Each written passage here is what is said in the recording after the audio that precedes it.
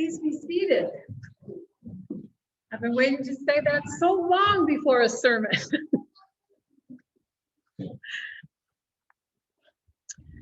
This past week, I saw a movie on my, little, actually it was on my iPad.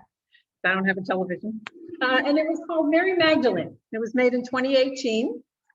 And it was about Mary, whom we all know. Mary of Magdala. Magdala is a city, a little town on the Sea of Galilee, or was, and it's between Capernaum and Emmaus, both cities that we hear about in our readings through the gospel. The story begins with her working out with the women, and most of the people on the Sea of Galilee were fish, so she was working with the other women doing chores relating to fishing. And then she was called because a young woman was giving birth and was having complications.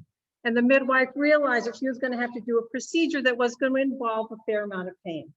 They didn't go into detail about what it was, but the young woman at issue knew that this was going to be painful.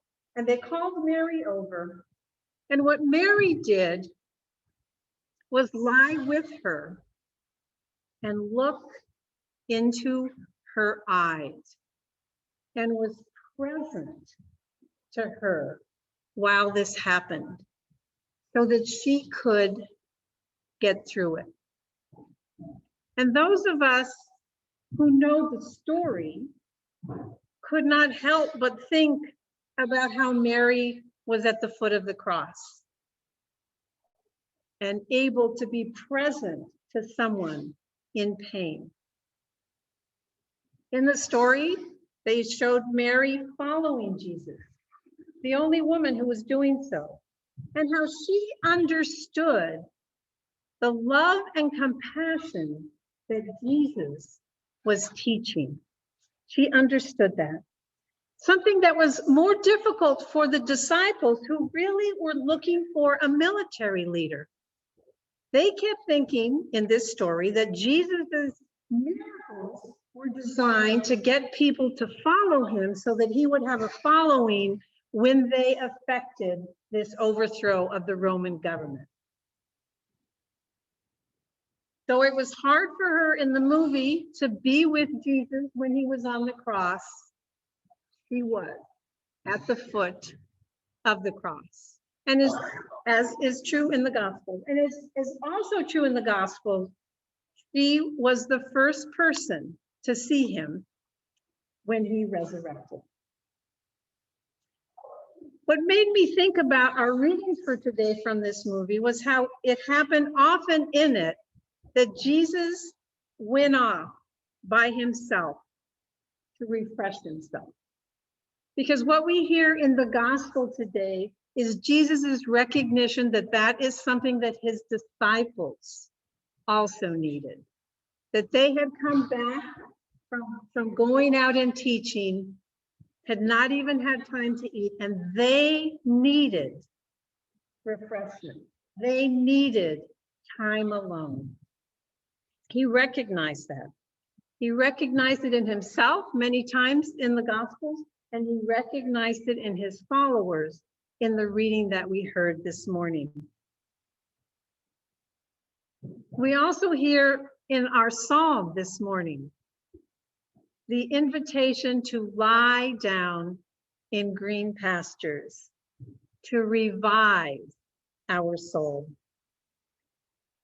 The human condition, I believe, is to have that need to revive our souls, to rest from our labors. And I think that what we hear today gives us an example of Jesus's humanity, that was a need of his as well, because he shared our humanity. Sometimes I think we can be revived in 10 minutes. Sometimes we can be revived in an afternoon. Sometimes we can be revived in a day. Sometimes it takes a weekend. When I first moved to Vermont almost 21 years ago, It took me a month.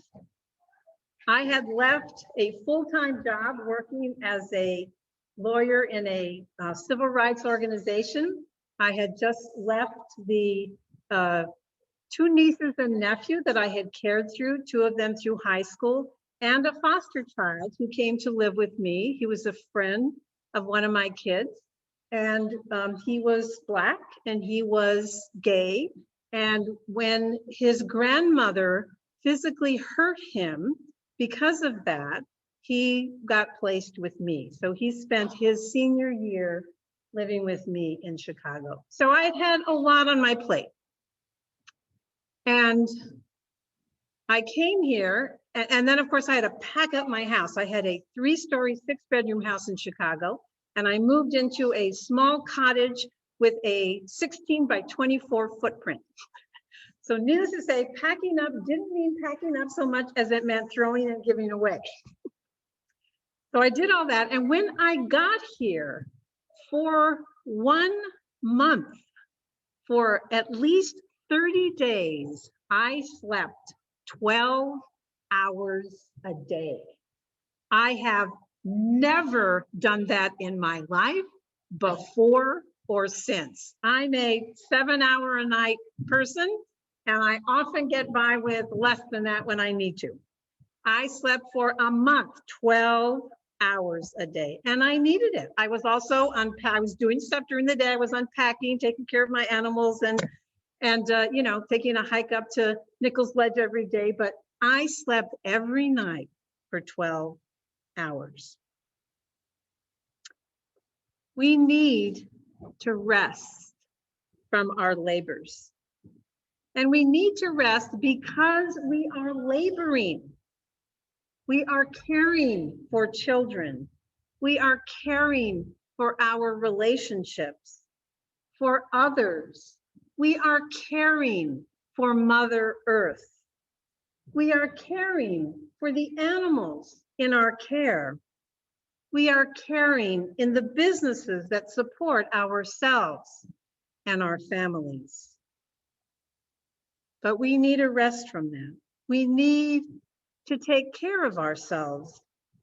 And we need to take care of the need of others to care for themselves by not pushing, by just letting them be.